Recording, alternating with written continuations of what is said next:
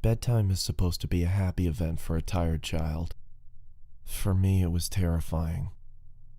While some children might complain about being put to bed before they've finished watching a film or playing their favorite video game, when I was a child, nighttime was something truly to fear.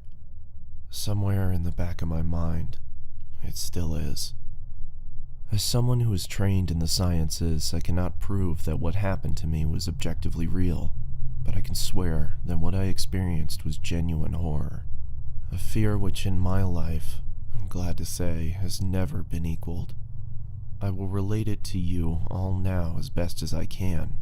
Make of it what you will, but I'll be glad to just get it off my chest. I can't remember exactly when it started, but my apprehension towards falling asleep seemed to correspond with my being moved into a room of my own. I was 8 years old at the time, and until then I had shared a room, quite happily, with my older brother. As is perfectly understandable for a boy 5 years my senior, my brother eventually wished for a room of his own, and as a result, I was given the room at the back of the house.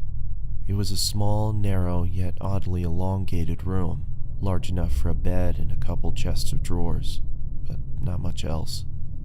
I couldn't really complain because even at that age I understood that we did not have a large house, and I had no real cause to be disappointed, as my family was both loving and caring. It was a happy childhood, during the day. A solitary window looked out on our back garden.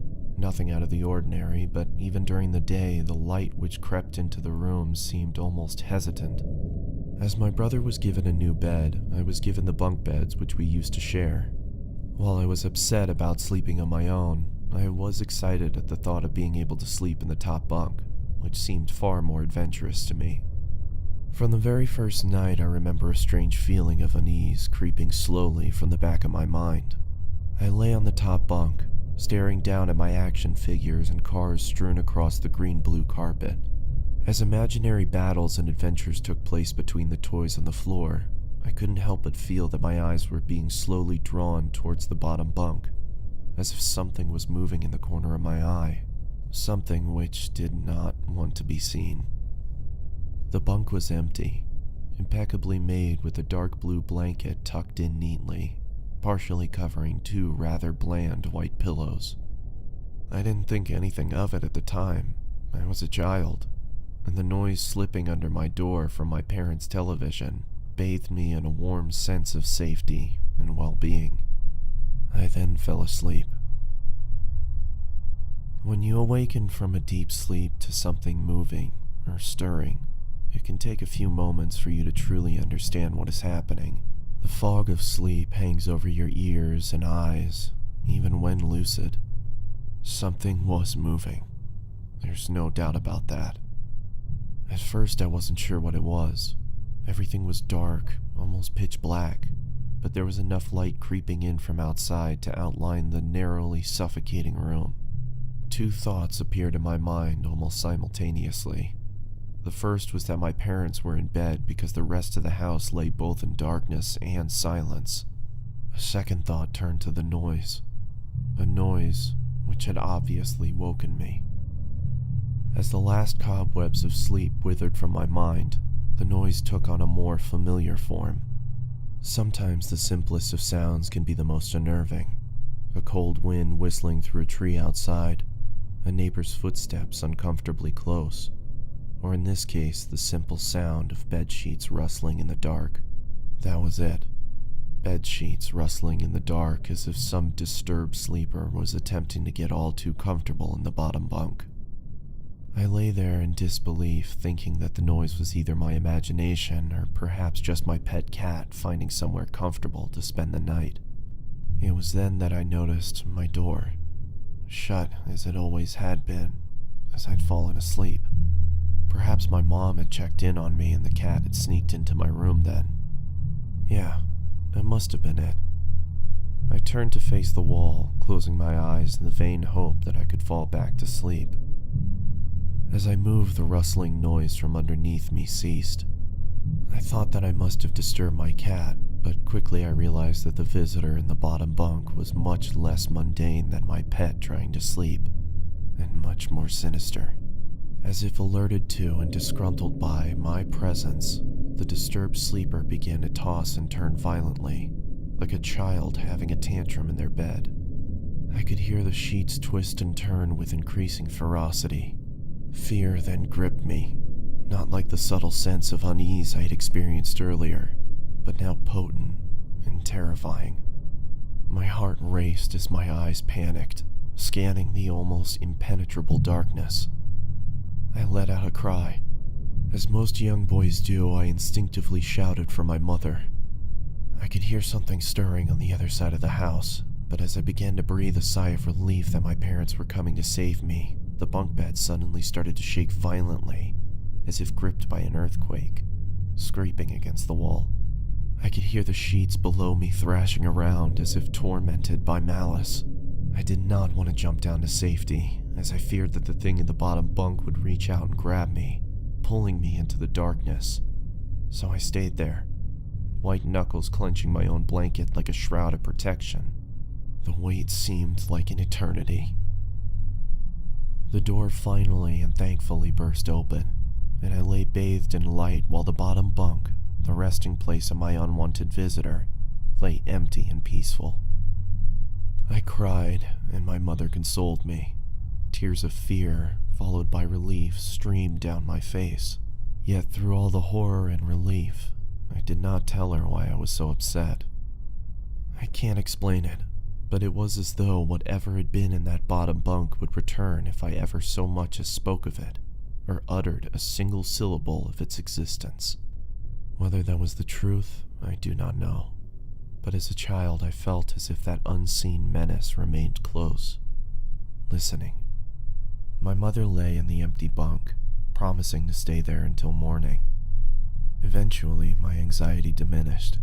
Tiredness pushed me back towards sleep, but I remained restless, waking several times momentarily to the sound of rustling bed sheets. I remember the next day wanting to go anywhere, be anywhere, but in that narrow, suffocating room. It was Saturday and I played outside, quite happily with my friends. Although our house was not large, we were lucky to have a long, sloping garden in the back. We played there often, as much of it was overgrown and we could hide in the bushes, climb in the huge sycamore tree which towered above all else, and easily imagine ourselves in the throes of a grand adventure in some untamed, exotic land. As fun as it all was, occasionally my eye would turn to that small window, ordinary, slight, and innocuous. But for me, that thin boundary was a looking glass into a strange, cold pocket of dread. Outside, the lush green surroundings of our garden filled with the smiling faces of my friends could not extinguish the creeping feeling clawing its way up my spine, each hair standing on end. The feeling of something in that room, watching me play, waiting for the night when I would be alone, eagerly filled me with hate. It may sound strange to you, but by the time my parents ushered me back into my room for the night, I said nothing. I didn't protest. I didn't even make an excuse as to why I couldn't sleep there. I simply and sullenly walked into that room, climbed a few steps into the top bunk, and then waited. As an adult, I would be telling everyone about my experience, but even at that age, I felt almost silly to be talking about something which I really had no evidence for. I would be lying. However, if I said this was my primary reason, I still felt that this thing would be enraged if I so much as spoke of it. It's funny how certain words can remain hidden from your mind, no matter how blatant or obvious they are. One word came to me that second night, lying there in the darkness alone, frightened, aware of a rotten change in the atmosphere, a thickening of the air as if something had displaced it. As I heard the first casual twists of the bed sheets below, the first anxious increase of my heartbeat at the realization that something was once again in the bottom bunk. That word, a word which had been sent into exile, filtered up through my consciousness, breaking free of all repression, gasping for air, screaming, etching, and carving itself into my mind. Ghost. As this thought came to me, I noticed that my unwelcome visitor had ceased moving. The bedsheets lay calm and dormant, but they had been replaced by something far more hideous. A slow, rhythmic, rasping breath heaved and escaped from the thing below. I could imagine its chest rising and falling with each sordid, wheezing, and garbled breath. I shuddered and hoped beyond all hope that it would leave without occurrence. The house lay as it had the previous night, in a thick blanket of darkness. Silence prevailed, all but for the perverted breath of my unseen bunkmate. I lay there terrified. I just wanted this thing to go, to leave me alone. What did it want? Then something unmistakably chilling transpired. It moved. It moved in a way different from before. When it threw itself around in the bottom bunk, it seemed unrestrained, without purpose, almost animalistic. This movement, however, was driven by awareness, with purpose, with a goal in mind. For that thing lying there in the darkness, that thing which seemed intent on terrorizing a young boy, calmly and nonchalantly sat up. Its labored breathing had become louder as now only a mattress and a few flimsy wooden slats separated my body from the unearthly breath below. I lay there, my eyes filled with tears, a fear which mere words cannot relate to you or anyone else coursed through my veins. I would not have believed that this fear could have been heightened, but I was wrong. I was so wrong. I imagined what this thing would look like, sitting there listening from below my mattress, hoping to catch the slightest hint that I was awake. Imagination then turned to an unnerving reality. It began to touch the wooden slats which my mattress sat upon. It seemed to caress them carefully, running what I imagined to be fingers and hands across the surface of the wood. Then with great force, it prodded angrily between the two slats into the mattress. Even through the padding, it felt as though someone had viciously stuck their fingers in my side. I let out an almighty cry, and the wheezing, shaking, and moving thing in the bunk below replied in kind by violently vibrating the bunk as it had done the night before. Small flakes of paint powdered onto my blanket from the wall as the frame of the bed scraped along it, backwards and forwards. Once again I was bathed in light, and there stood my mother, loving and caring as she always was, with a comforting hug and calming words which eventually subdued my hysteria. Of course she asked what was wrong, but I could not say. I dared not say. I simply said one word over and over and over again. Nightmare. This pattern of events continued for weeks, if not months. Night after night I would awaken to the sound of rustling sheets, and each time I would scream so as to not provide the abomination with time to prod and feel for me. With each cry the bed would shake violently, stopping with the arrival of my mother, who would spend the rest of the night in the bottom bunk, seemingly unaware of the sinister force torturing her son nightly. Along the way I managed to feign illness a few times and come up with other less than truthful reasons for sleeping in my parents' bed, but more often than not I would be alone for the first few hours of each night in my room, the room where the light from outside did not sit right, alone with that thing. With time you can become desensitized to almost anything, no matter how horrific. I had come to realize that, for whatever reason, this thing could not harm me when my mother was present. I'm sure the same would have been said for my father, but as loving as he was, waking him from sleep was almost impossible. After a few months I had grown accustomed to my nightly visitor. Do not mistake this for some unearthly friendship. I detested the thing. I still feared it greatly, as I could almost sense its desires and its personality, if you could call it that. One filled with a perverted and twisted hatred, yet longing for me, of perhaps all things. My greatest fears were realized in the winter. The days grew short, and the longer nights merely provided this wretch with more opportunities. It was a difficult time for my family. My grandmother, a wonderfully kind and gentle woman, had deteriorated greatly since the death of my grandfather. My mother was trying her best to keep her in the community as long as possible. However, dementia is a cruel and degenerative illness, robbing a person of their memories one day at a time. Soon she recognized none of us, and it became clear that she would need to be moved from her house to a nursing home.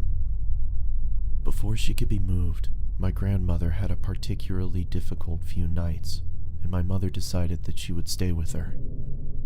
As much as I loved my grandmother and felt nothing but anguish at her illness, to this day I feel guilty that my first thoughts were not of her, but of what my nightly visitor may do should it become aware of my mother's absence. Her presence being the one thing which I was sure was protecting me from the full horror of this thing's reach. I rushed home from school that day and immediately wrenched the bed sheets and mattress from the lower bunk, removing all of the slats and placing an old desk, a chest of drawers, and some chairs which we kept in the cupboard where the bottom bunk used to be. I told my father I was making an office, which he found adorable, but I would be damned if I'd give that thing a place to sleep for one more night. As darkness approached, I lay there knowing my mother was not in the house. I didn't know what to do. My only impulse was to sneak into her jewelry box and take a small family crucifix, which I had seen there before.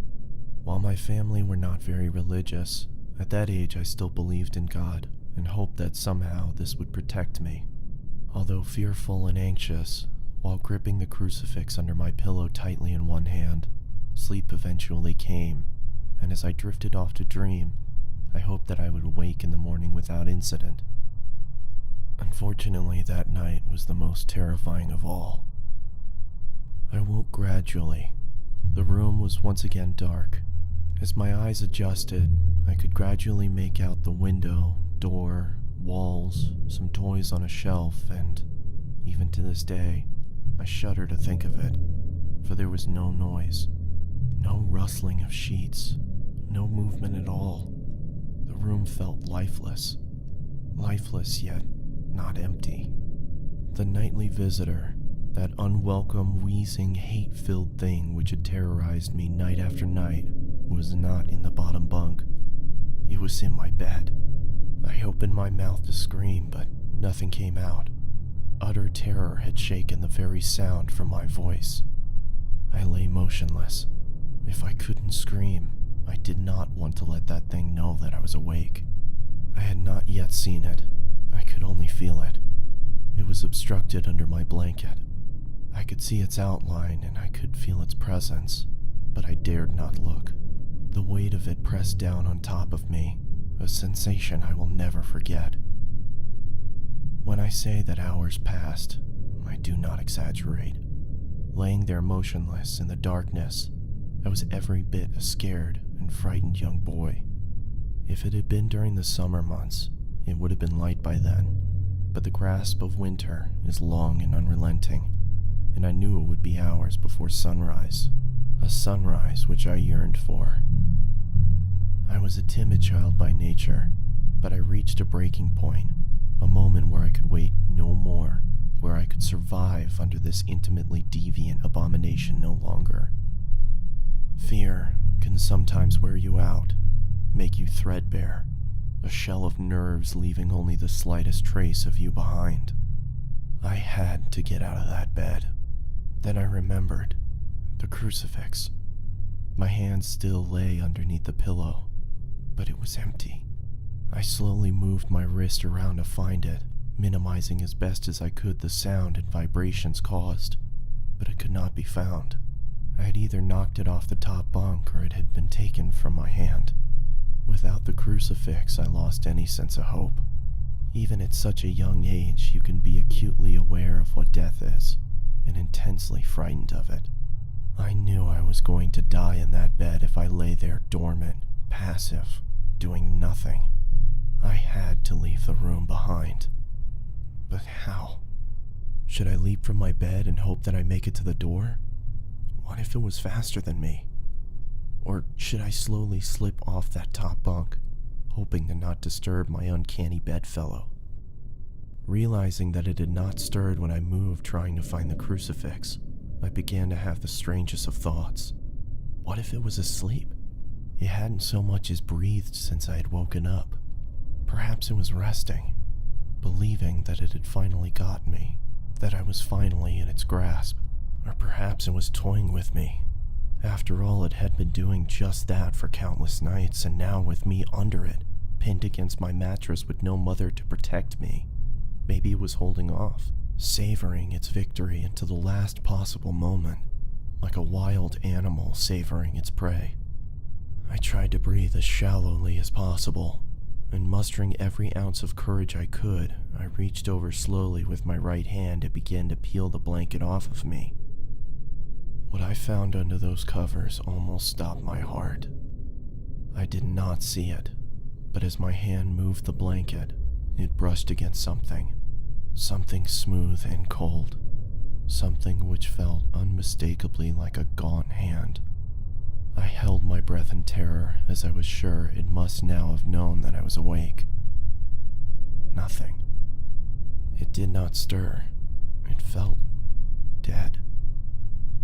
After a few moments, I placed my hand carefully further down the blanket and felt a thin, poorly formed forearm. My confidence and almost twisted sense of curiosity grew as I moved down further to a disproportionately larger bicep muscle.